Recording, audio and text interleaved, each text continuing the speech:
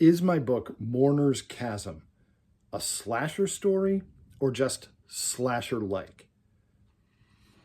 I was in ground zero of the slasher movie craze of the early 1980s. I was in high school from 1980 to 83, and slasher movies were everywhere. A few of them were quite good. Lots of them were okay, and there were plenty that were laughably bad. So I think I have some standing to know what the characteristics of a slasher story are.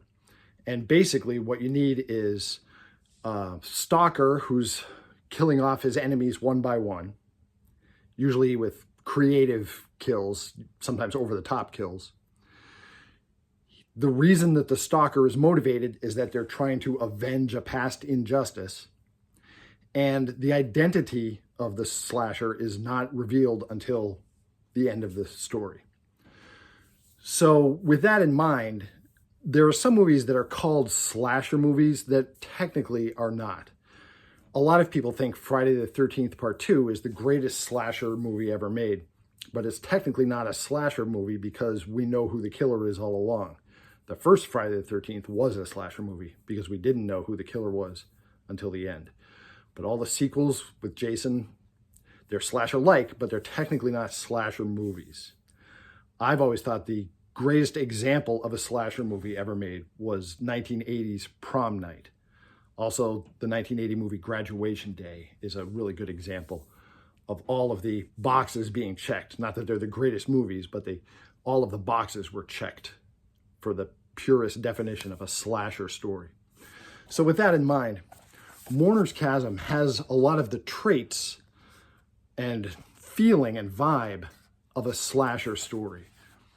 The powerful stalker character is hunting down his enemies one by one and killing them in creative ways and avenging a past wrong.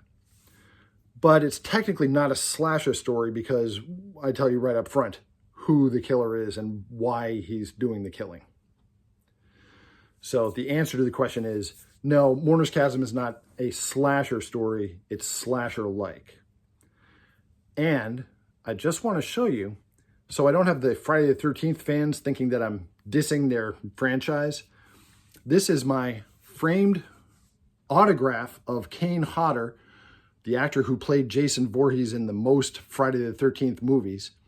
And he was very kind and gracious. I met him at a fan convention to sign to Paul, good luck with the book, Kane Hodder, Jason, Friday the 13th. Now, I should point out, he signed this long before I was actually published. So that's not a celebrity endorsement. That's just something he was kind enough to write for a fan. So there's your answer. Have a great day.